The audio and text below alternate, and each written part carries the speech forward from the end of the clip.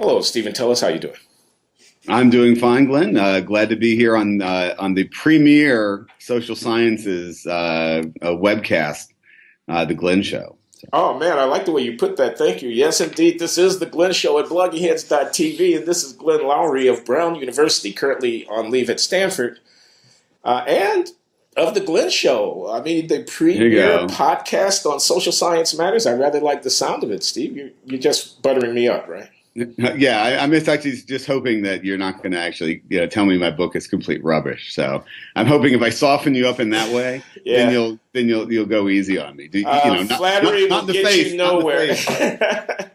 Okay, Blogging Heads audience, this is Stephen Teles. I'm talking to political scientist extraordinaire at Johns Hopkins University, an old friend and colleague whose new book with David Dagan is called Prison Break. And that's what we're here to talk about, amongst other things. Prison Break, which is an account of the transformation of the conservative movement in the United States posture toward mass incarceration and the reform of institutions of incarceration and punishment. And Steve and David Dagan in this book both describe in great detail and artfully how this transformation has played itself out over the last 20 years or so, but also offer up a theory, and I'm of course going to allow Steve to expound at great length on this, about how it is that movements do or do not change their minds about important issues of public policy. And it's a theory that is rich in kind of a political psychology view of people's processing of information and the justification of their opinions, if I may say that. And it's really quite interesting and evocative. So I'm happy to be able to talk with you, Steve, about all of that. I'm happy to be here. The only problem with these conversations is that the interlocutor has actually read the book more recently than the person who wrote it. So you read the book. So you probably actually know the book better than I do. So at some point you'll say, well, in the book you say that, and I'll be like, I did? That was Well, I said, oh yeah, that sounds brilliant. Yeah, I've got page after page of notes here, and I'll keep you back so you, on. you can prove you actually read it. So yeah. So let's do it. So where do you want to start? Well, I think it makes most sense maybe to start with a general description of what's actually taken place. I'm not sure it's as common knowledge as it should be. I mean, you open the book, you and David Dakin, with Newt Gingrich's marshaling of the troops for a war on drugs, which he says should take no prisoners, and it's impossible to do too much. Let us err on behalf of doing too much if we can.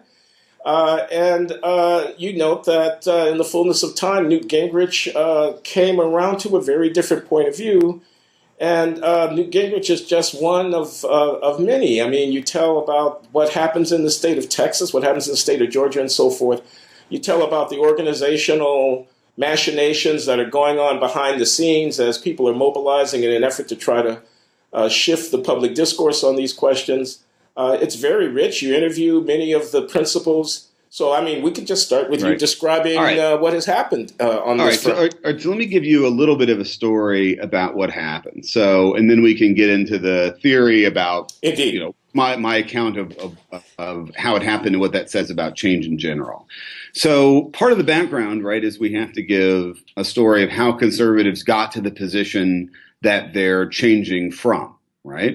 So again, most of us are aware, again, people, old people like us are aware that for a long time conservatives were the party of law and order, of being tough on crime. And that came to be understood as also being in favor of long prison sentences that ended up producing mass incarceration. And in particular for our book, the important point is that this was understood to be an exception to what conservatives were saying about government in general, right? So conservatives absorbed by the time that you get to the 1970s what you might consider to be a kind of popular version of public choice theory that argued that government was inherently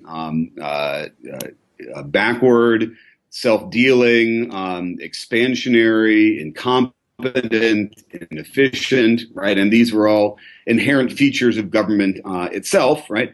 But conservatives didn't apply that in our argument to their friends. They didn't apply it to police. They didn't apply it to prisons. They didn't apply it to the military.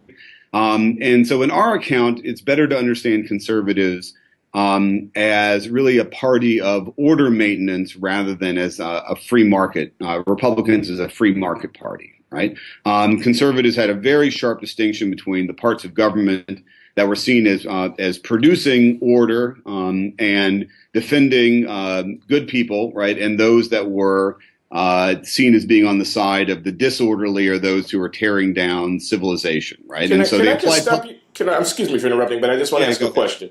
Okay, so you're drawing a contrast between a kind of libertarian, minimal state, economic freedom notion of republicanism and a kind of order maintenance, anti-crime, let's keep America safe version. And I don't know why do we have to choose between those two? Aren't they both elements of the Republic? Why are you labeling the party one or the other of these things? Well, again, the important point in our argument is that conservatives didn't apply the general skepticism of government to the order maintenance functions of government. Okay. Right? That they didn't look at prisons and say, hey, those are things, and again, if you think about an account like Terry Moe's account of public schools, which became very popular among conservatives, right? That kind of skepticism of assuming that the agents of government were essentially, operating government for their own interests to expand their own power was never really part of the Republican agenda. And so in some sense, we're going to get back to this later on. I think Donald Trump is in a way a more accurate figure in how conservatives actually thought of themselves, especially, regular working conservatives, not so much think tank conservatives, right? That, when it was their people, right, they weren't that skeptical of government. It was really when there was other people, right, the people who were viewed as being either the people who were producing disorder or those who were serving them or or living off them, right, social workers, school administrators, all that. So in our account,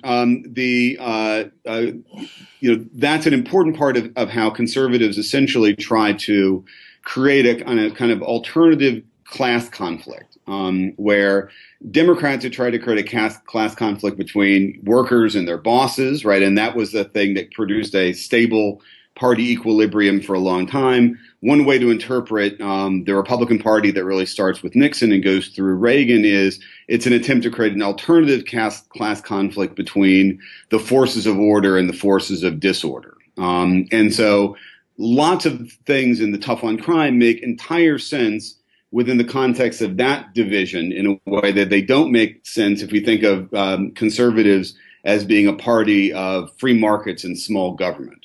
Okay, let me try this on you then. Okay. So anti-drugs enforcement, which is definitely an infringement upon liberty. Okay, people are free adults. They can make these decisions for themselves. You might think that a party of freedom would want to protect people's freedoms, even in the sphere of their own personal management of their body and so on, can be understood as consistent with this republicanism that you're describing, in the sense that it's motivated by a desire to impose order, which in the case at hand trumps the desire to protect individual freedoms. Right. And so, again, especially if you think about, the period of the late 60s, early 70s, right? Drug users. And again, in our story, this isn't just completely racial, right? You think about who are the forces against order in this period, right? And you go back to look at Ronald Reagan when he was governor of California, right? It's partially sort of urban blacks, but it's also students, University of California students, right? They're long-haired, they're smoking dope, right? Yeah.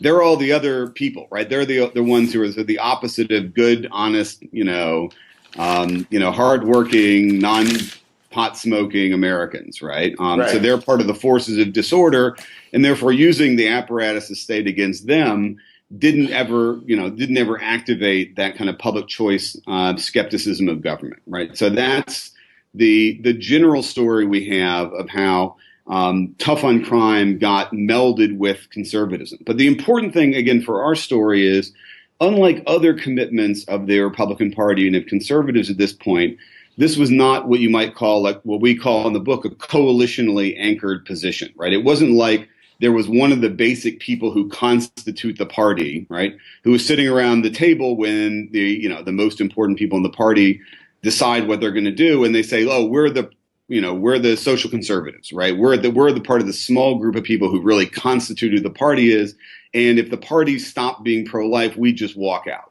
right?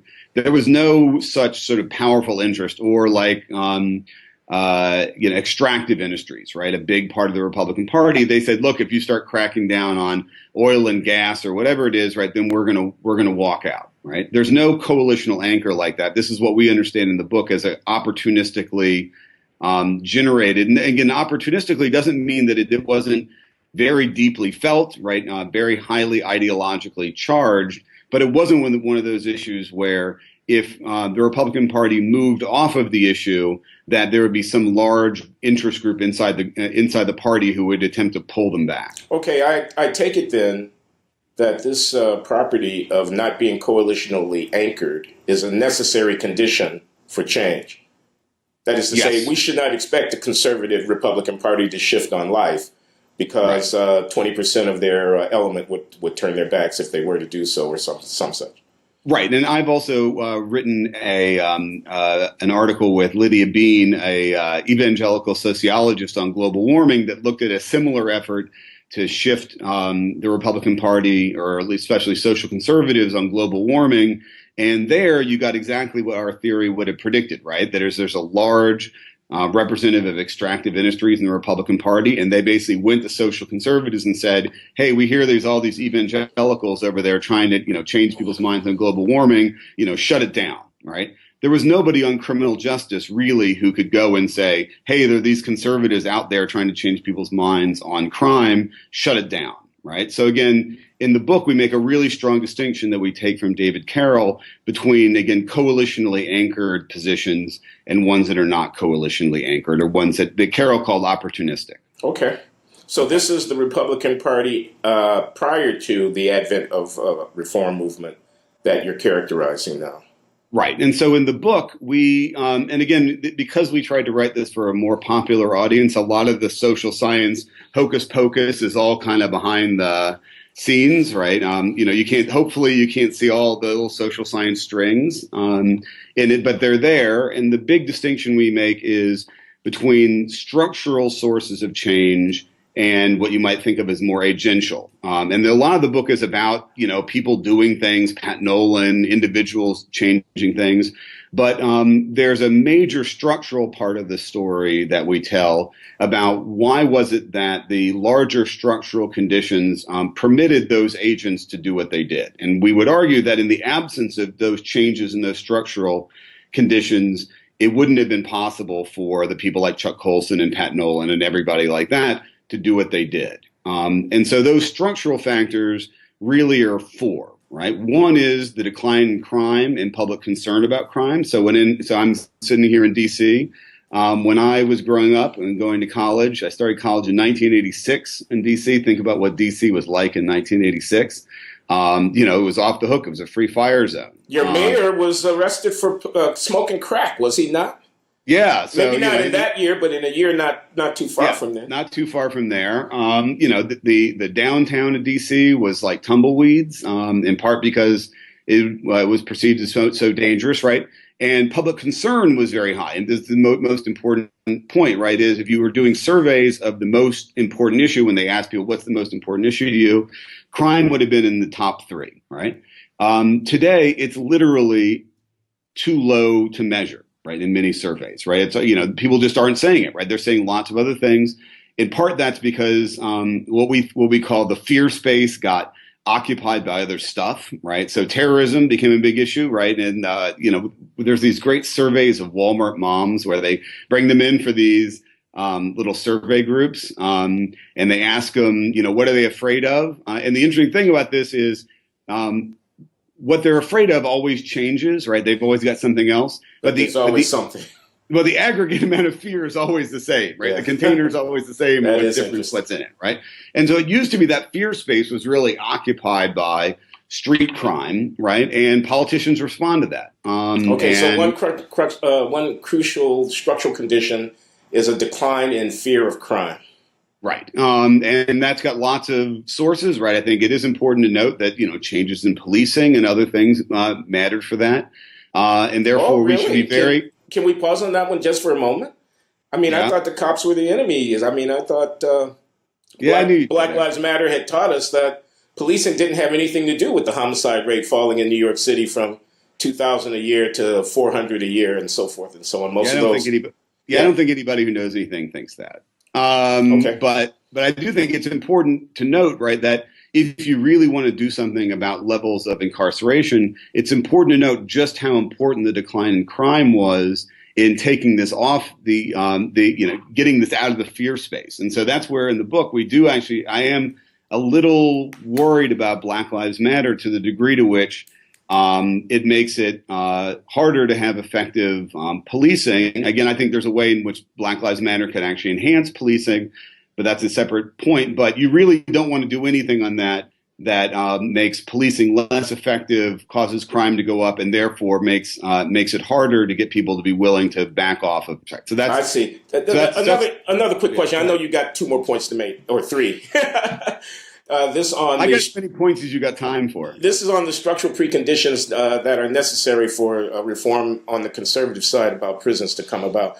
The question I was going to ask is, if indeed a decline in the fear of crime and the reality of crime is essential in accounting for people's willingness to entertain prison reform, does the opposite of that hold? That is, that the high rates of crime that we experience, I don't know, from the late 1960s onward, the rising rates of crime, were instrumental in accounting for the run-up in imprisonment in the first place. I think so. I mean, my account is, again, that doesn't happen just mechanically, right? Again, you could imagine different responses to the increase in crime. I can't imagine an absence of response, right? If something's one of the 3 most important issues to the public, right, ambitious politicians will respond to it, right? They're not just going to go and whistle around and say, well, that's stupid, right? Crime is caused by lots of things, and it's caused by, no serious politician is going to respond that way, right? So I think, it's a little underdetermined what the actual nature of that response was, but the fact that there was going to be a response and there was a structural opening for someone to do something like that was pretty obviously created by the increase in crime. So I think the increase in crime, both on the way up and then the decrease in crime on the way down, is important, again, as a precondition, but not as the entire story, right? Other structural conditions. Yeah. So the other one, and again, this is maybe the more ironic one, is that so the Republican Party, you might have noticed, right, has been moving to the right over the last 10 years. In our story, that's good for criminal justice reform, right? And so in the right, in our sense, we mean becoming more thoroughly anti-statist, right? So that's essentially what the Tea Party does, is it takes that anti-statist element that was always sort of part of republicanism, although in our story that's the less important point, right? And it kind of radicalizes it, right? And so suddenly you see at least a segment of conservatives who are skeptical of anything the state does, right? And you see this especially when you look at the state level, that is state level government, right? State and local, that you get this new, more radically anti-statist Tea Party group of legislators.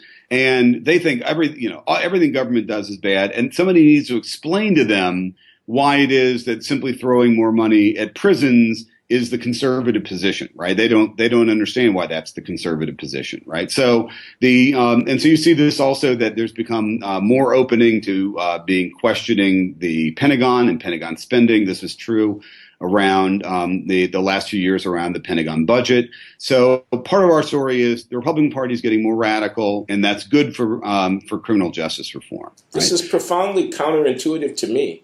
It sounds like you're saying that the influence of Southern political representatives in the Republican Party at the expense of Northeastern liberal Republicans was good for criticizing military spending and thinking a second time about relying so heavily on incarceration. That's so counterintuitive to me. Right. Well, again, I would have thought the ideological commitments were more than simply a commitment to small government or suspicion of the state. They were also a commitment to some of these order maintenance things, and maybe even motivated by some racial anti-black animus that I'd associate with a far-right Republican Party, but I wouldn't necessarily associate with prison reform. Again, in my story, at least, the interpretation that politicians had of the Tea Parties, and I'll slightly subjectify this point, right, which is arguably there's multiple interpretations you could have had of the Tea Party, right? The interpretation that hit as of 2009, 2010 was this was a kind of radically anti-statist uprising, right? Now, again, I think one thing we can see in the aftermath of Trump is lots of those Tea Party people arguably were more Trumpite than they were, what you might call Kochite, right? Or Paul Ryanite, right? Mm-hmm. But that was the interpretation that at least many politicians took. And I think at least a lot of the people who came into things like state legislatures at this point, right? Who were the ones who were making most of the change, right? And the final thing in our story is that polarization is also now sinking down more deeply at the state level, right? So you get more states that are simply entirely sorted in party terms, right? So you get Republicans who have complete control of, say, Texas, right? So if you go back a few years ago in Texas, the gubernatorial, office kept, flicking back and forth, right? Yeah. And every time it went back and forth, every campaign, the party that was on the outs argued that the party that was on the inside wasn't building enough prisons, right? Yeah. And so, Ann Richards ran against the Republican, right, when she got elected by saying he was too soft in crime and she was going to build a lot of prisons, and she did, right? And then George W. Bush ran against her and said, Ann Richards is soft on crime. She didn't build enough prisons. I'm going to build more prisons, right? And you kept having that for, a good 20 years. You do that 20 years and you're going to build a lot of prisons, right? Well, now, starting in the late 2000s, Republicans, the shift to Republican control in Texas and again in lots of other states became complete, and they no longer needed this issue as a way to beat up on Democrats, right? And they had complete responsibility, right? They broke it, they bought it, right? They owned Texas, and now it was their responsibility. And they at the same time, once they get into office, one of the big things they're doing, especially as they go further to the right, is they're cutting taxes. They're cutting everything to the bone, right? And pretty soon what they're realizing is the only way to do that, you can't do that and exempt one of the largest expenses in the state budget, which is prisons, right? And so in Texas, that was a big thing where the Speaker of the House, Tom Craddock, went to Jerry Madden, who he had appointed to be the head of the committee overseeing prisons, and said, I don't want having to build more prisons to take up all my damn tax cut, right? So don't build any more prisons, right? That was what he told them, right? Again, that only happens when you get complete unified government, and then everybody's got to think, these issues entirely in terms of trade-offs. So those are the big structural features that we tell about why conservatives became open, right? But in our story, right, you have to have two sides. You have to have people whose ears are now open, and you have to have somebody who's speaking into them and telling them what to do, right? And in a way to reframe this issue now that their sort of cognitive blinkers have been taken down. Okay, make sense? Yeah, it does make sense to me. I've read the book. Right. We're getting a bit into the theory, and I'm thinking that you having set the stage by describing the preconditions necessary in your telling for change, it might not be a bad idea to say a little bit about this political psychology theory that you and David Dagan elaborate that kind of meshes very well with those conditions and leads to your account. Right. Okay. So in our story, so I'd said before that we're trying to kind of split the difference between two things in social science are usually separate, right? So there's structure and agency. And the other thing we're trying to do here is split the difference between cognition and organization, right? So lots of, social science theories are either kind of purely cognitive, they're stories about how people think, right? Or they're stories people tell about organization. So my last book, right, The Rise of the Conservative Legal Movement, was very organizational, right? There's no cognition, I don't think. I have to go back and look at the book. There's no cognition in that book entirely. It's entirely organizational, right?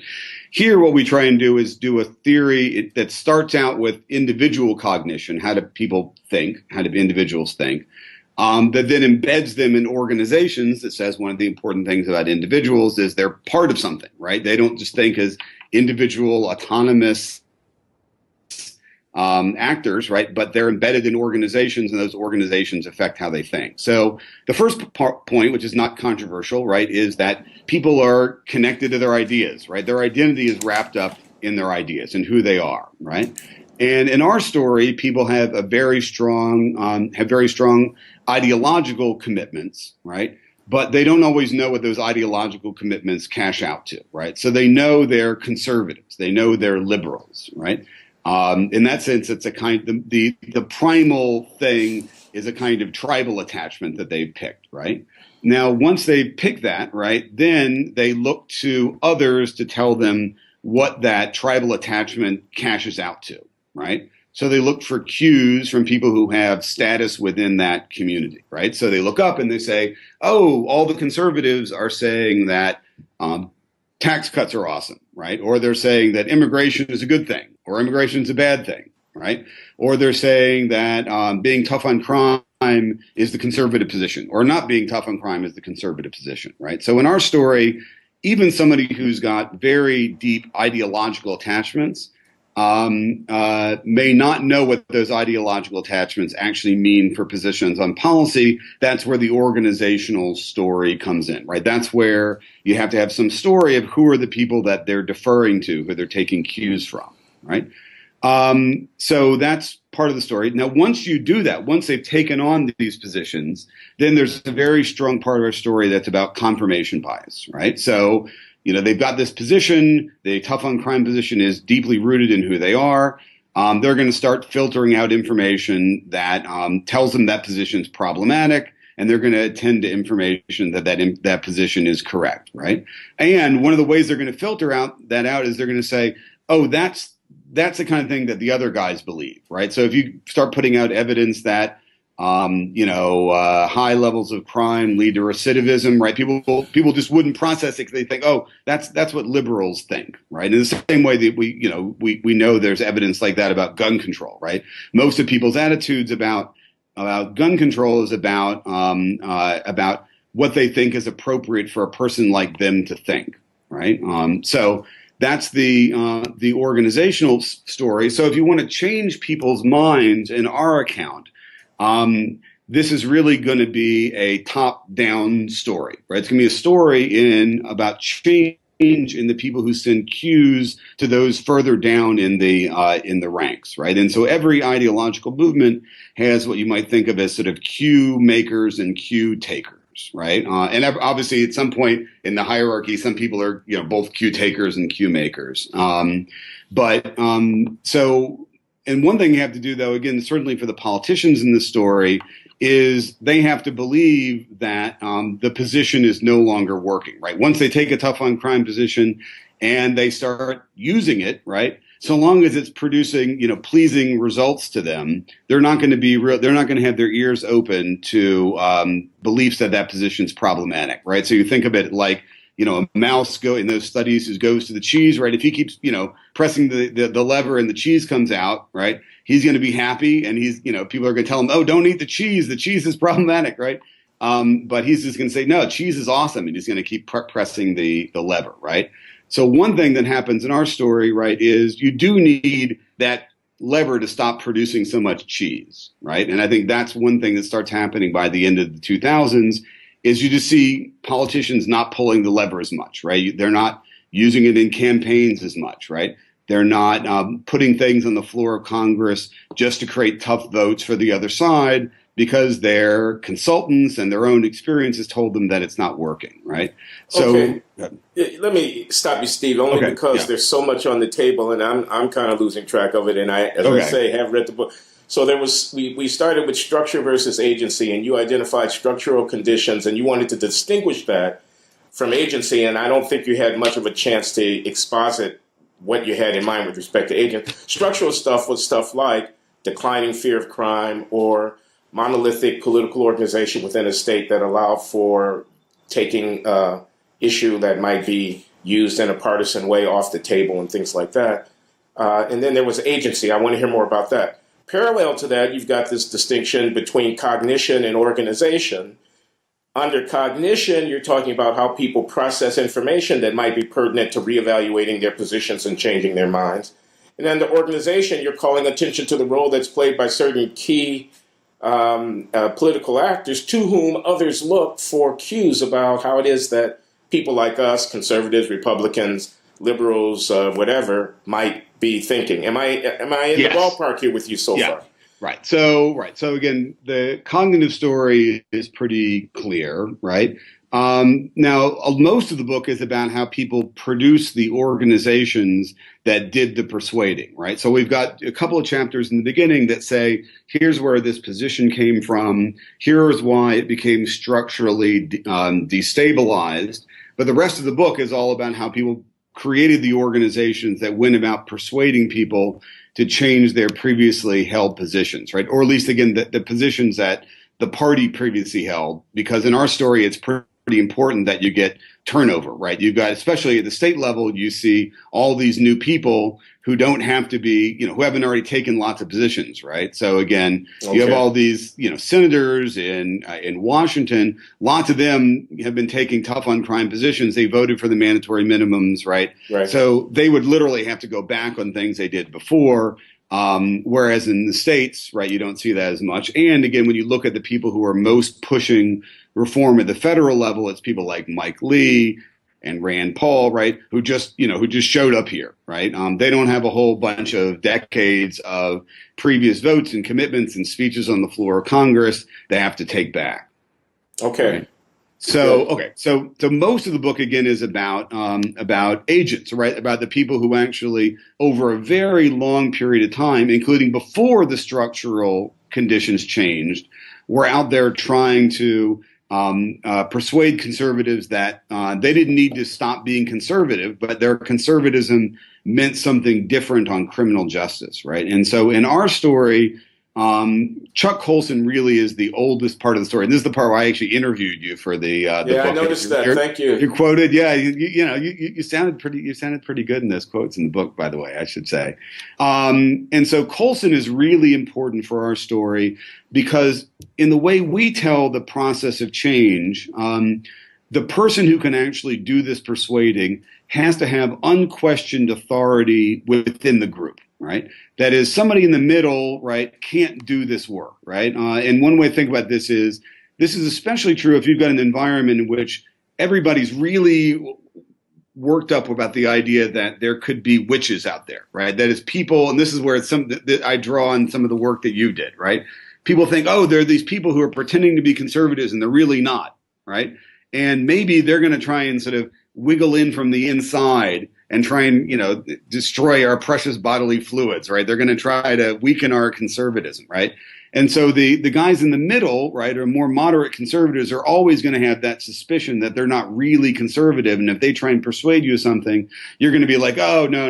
I can tell you're just a liberal in sheep's clothing, right? The person who can really be persuasive is the one that everybody knows is really not a witch, right?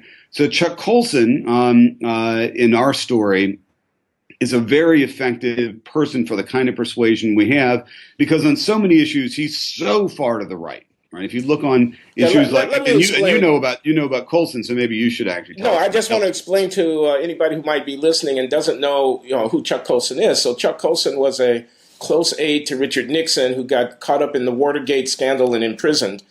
And while in prison, became a born-again evangelical Christian. He was an arch-conservative and a ruthless operator inside the Nixon White House, and had deep connections with the right wing of the Republican Party.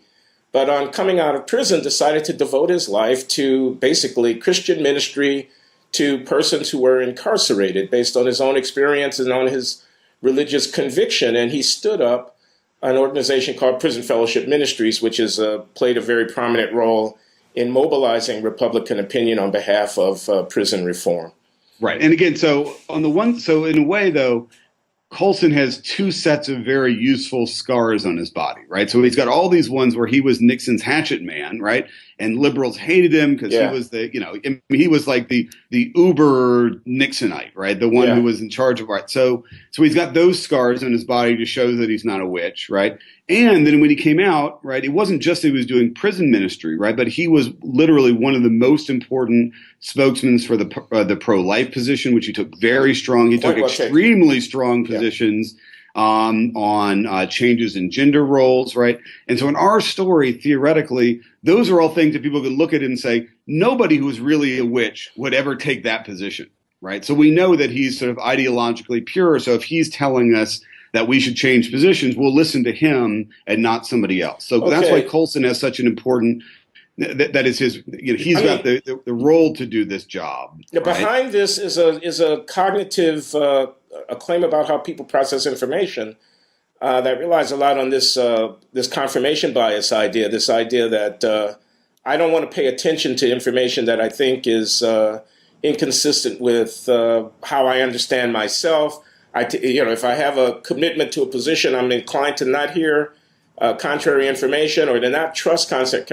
So then the person who's conveying the contrary information that might be necessary for change has to be a credible party, has to be somebody who I know is not what you're calling a witch. That is to say, not someone who's untrue to my fundamental defining ideas about what it means to be a conservative. In this case, Chuck Colson is playing that role. Right. And so when you look through the process we're talking about, the most important actors were ones who in various ways had some role like that. So Pat Nolan, who gets hired by Chuck Colson, who had previously been a major figure in Republican politics in California. He was the head of a group people called the cavemen in California, right? They were considered to be so conservative. They were the sort of, the leading lights of really conservative Republicanism. He was well known. People thought that he was headed to bigger things. He eventually goes to prison, and for a very story that we don't need to get into, right? Yeah. But Colson reaches out to him literally when he's in prison and basically offers him the job of heading the political wing of Prison Fellowship Ministries, right? Which he does. As soon as he comes out of prison, he starts that and starts trying to figure out how do you actually start. And again, this is well before any of the structural change we're talking about in the book. He starts thinking, well, how do we do this? And part of his strategy on the federal level, which is very slow, right, is to get conservatives to make votes on anything. Right, that is not to start by going after mandatory minimums or anything like that. Right, he starts with things like prison rape. Right, again, which for social conservatives is going to have a particular resonance. Right, but getting them to think about anything about that's going on in prisons is their responsibility. And prison rape is also very important if you want to get people to not think of that prisons are necessarily being run by the good guys. Right. That if you start thinking, well, again, you're a conservative, you're a social conservative, right? One thing you really don't like is sodomy. Well, if you think that the prisons are basically encouraging people to get violently raped, right, that's going to start really changing the way you think about whether these prisons are on your side or the other guy's side, right? Are they responsible, right? Or are they what public choice theory would say, which is, inefficient and ineffective and what everything else. Do you know this old book by this guy Seitz called Society of Captives? No. There's a sociologist. I mean, it's written in the late 1950s or early 1960s. It's very much in the spirit of Irving Goffman. And just to make a long story short, as long as we have prisons, we're going to have prison rape. Is kind of one of the things that comes out. He says you put a bunch of men and you deny them whatever, you put them in this confined environment. Such societies have a logic of their own. Right. So the other thing, I actually say about Colson, right, is part of Prison Fellowship Ministries is they're sending hundreds and thousands of people into prisons, right? Lots and lots of evangelicals who, in general, have extremely punitive attitudes on criminal justice, right? And in our story, there's a really important feedback process there, which is all these thousands of people who are going into prisons and doing ministry and saving souls, right? That's a really intense human relationship, maybe the most intense human relationship evangelizing someone other than marriage, right, is that, that's a really intense relationship, right? If that person's telling you that this prison is an inhumane and degrading environment, right, you're going to listen to them in a way that you wouldn't listen to, Glenn Loury or some sociologist telling you that, right? And so part of our story is that that's a kind of bottom-up mechanism that starts filtering into evangelicals and social conservatives. And that happens very slowly, but this starts rising up on the agenda of social conservatives, both because of Colson's work, which is a kind of top-down mechanism, and through the fact that people are just hearing about it, and more evangelicals are doing this work and are telling their fellow parishioners, right? Okay, now I got to ask you this, Stephen, okay. Because the Hillary Clinton being attacked from the left for being associated with the crime bill of the 1990s and so on. Michelle Alexander enjoying great fame and success with a book that characterizes modern mass incarceration as the next step from Jim Crow, the new Jim Crow. It's a racial imposition, an instrument of racial subordination. Now here we have Chuck Colson, a right-wing Republican by any accounting. And you're telling a story that's going back 3-4 decades, okay? I mean, this is not something that started yesterday. He's important, instrumental in fomenting a movement within his own political party that ultimately has borne the fruit of real institutional change, which you chronicle. How do I square, on the one hand, the Nation magazine-like posture, which is all this state coercion on behalf of maintenance of order is a real, it operates under a kind of cloak. It's racism by another name, and it's in effect conspiracy to suppress black people, with the reality of the fact that such change as has come about is substantially due to the activism of people like Chuck Colson and Pat Nolan, who could hardly have been thought to be sort of friends of racial liberalism by any means. I mean, I guess what I'm asking you isn't the mass incarceration as an instrument of racial repression story wrong and profoundly oversimplistic in your view? Well, those are three different questions, probably. The one thing I'll say is, look, I do think that race did play a significant role on the way up, right? I partially learned this from you, so maybe you'll correct me and tell me that you've got a new position on that. No. I'm the devil's advocate here as moderator. That's my role. I know, but so I do think that certainly in a kind of malign neglect way, race plays a role, right? That people are much less sensitive to the costs of this, in part because, especially among Republicans, right, those aren't their constituents, right? They're not hearing about it every day, right, from people calling up and saying, hey, my son, my brother, whatever, my husband, right, is locked up, right? In general, and I think there's probably even a little bit more that there is a story about trying to find ways to appeal to racial animus that are not that are indirect, right? But I do think it's important that any ideological movement isn't totally coherent in that way, right? I think there were always conservatives who were uncomfortable with that that understanding of conservatism, right? So I wrote a previous article called "The Eternal Return of Compassionate Conservatism" that told the story about why this idea of compassionate conservatism, which previously was called empowerment, right? It was black capitalism at one point, right? Yeah, Jack Kemp. Right. This keeps coming up, right, for some predictable reasons. And so conservatism has these. Oh, by the way, I predict that Donald Trump is going to resurrect it yet again.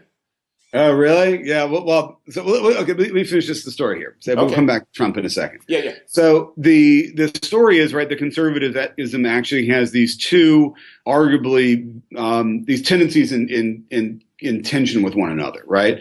There's a kind of order maintenance story that is also racially inflected, right? And then there's a story of some conservatives who, for very ideological reasons, not centrist reasons, right, want to say, hey, liberalism is the one that's screwing up African Americans, right?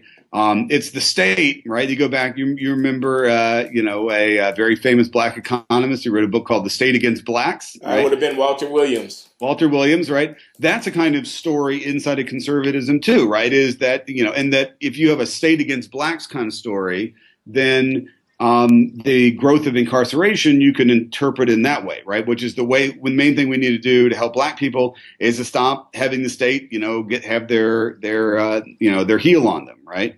In various ways. So I would say conservatism always had these two competing stories. And so I don't want to tell a story, and we don't tell a story in the book, that this was somehow innocent of any kind of racial inflection, but the conservatism always had these two elements in tension, and at least for the last 10 years or so, increasingly, it's that Kempite, compassionate, conservative story that's played more of a role. Now, I think Trump has a very different affect. In a way, Trump is a throwback. I was just watching old Morton Downey Jr. videos yesterday, which, literally everything in Donald Trump can be explained by Morton Downey Jr. You just go back to those things back in the 80s and there's a kind of New York outer borough conservatism that Trump, hasn't learned anything since then. He adopted in the 80s, and literally everything looks exactly the same.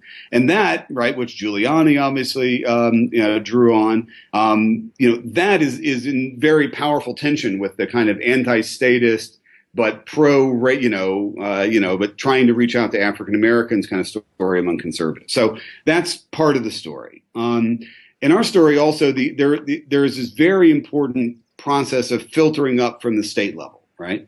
And so in terms of the identity vouching we talk about in the book, these national figures like Nolan, like Colson, later on, Grover Norquist ends up, who's the famous anti-tax activist, gets on board with this, and he gives helps sort of advance this as being consistent with everything else the conservatives are doing about shoving the state down. In our story, the really important pivot moment in terms of things actually being done, in terms of really major legislation, is Texas passing this big reform in 2007. And it's not so important that what exactly Texas did. They stopped sending so many people back to prison for felony, for probation, parole, revocation, or parole, right? But what's really important is it was Texas that did it, right? And so Texas passes this in 2007. Texas had the reputation as being Texas tough, the toughest place in the country, the most tough on crime place in the country. And when Texas does that, it's then no longer possible to say that criminal justice reform is inherently liberal, right? Because people could say, look, if Texas did it, right, then this must be the kind of thing that somebody like me can do. And this goes back to that point about people processing information through identity, right?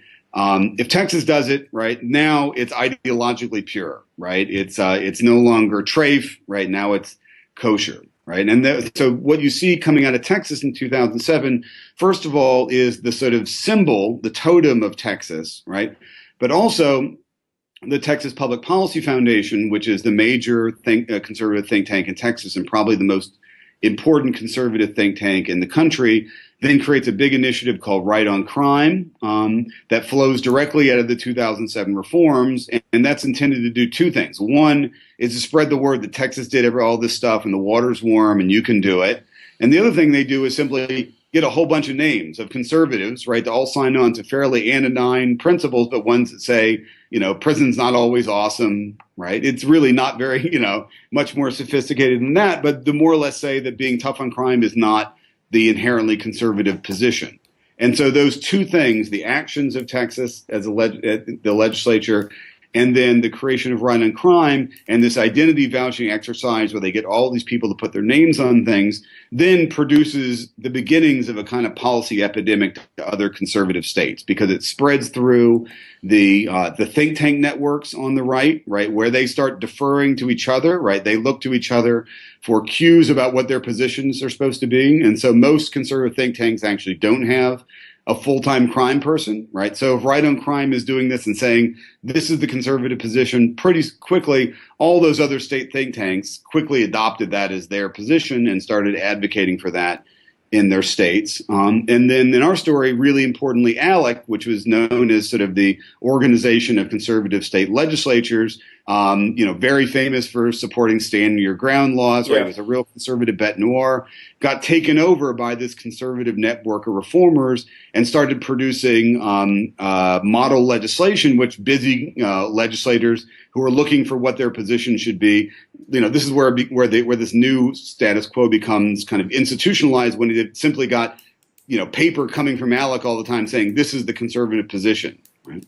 Okay, we're in the weeds a little bit, but it's all good. It's all good.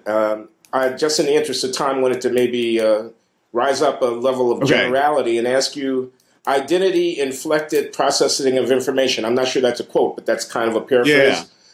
Does that mean that we're going to give a pass to Republicans who have been indicted as having a war on science by the climate change lobby?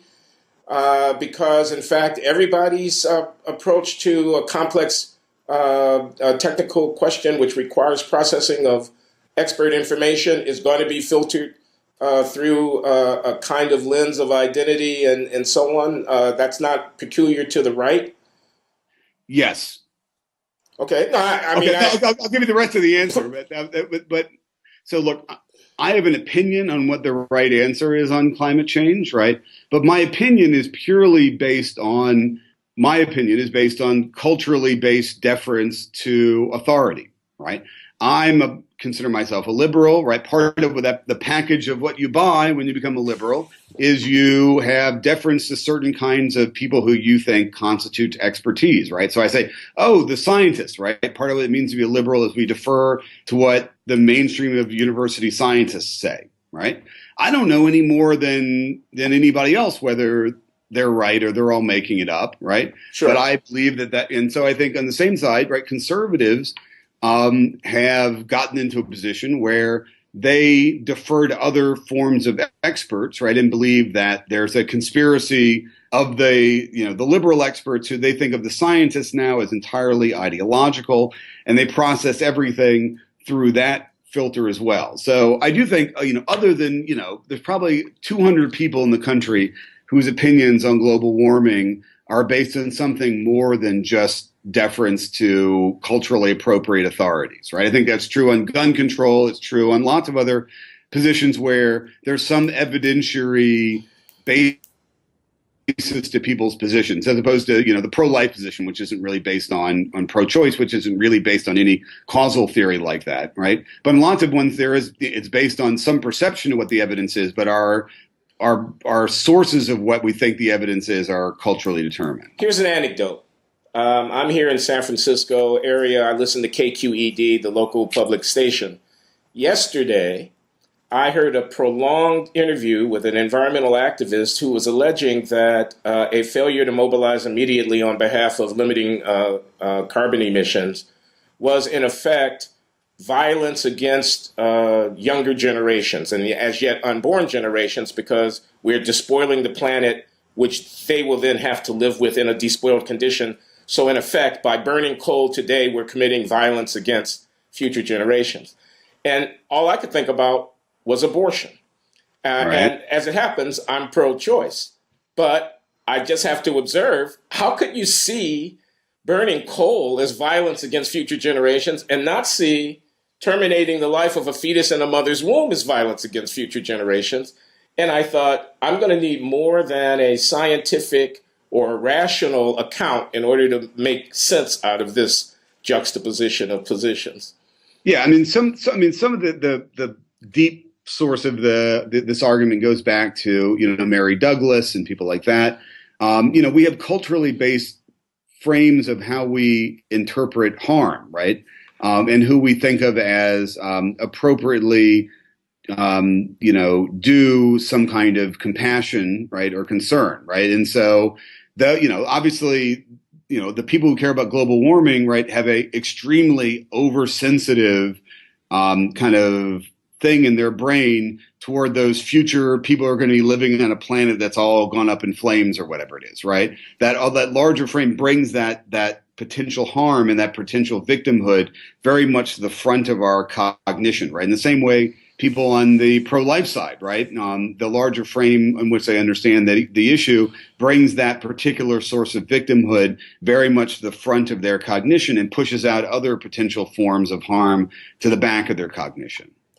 Okay, I'm afraid we're running out of time, but I do want to kind of close with something relevant to contemporary political theater. And that is Donald Trump taking a posture vis-a-vis some important, what I thought were defining principles of the Republican Party, like free trade, for example, and becoming this protectionist and this guy, this America Firster who wants to shrink our commitments abroad and things of this kind. That sounds like mega change.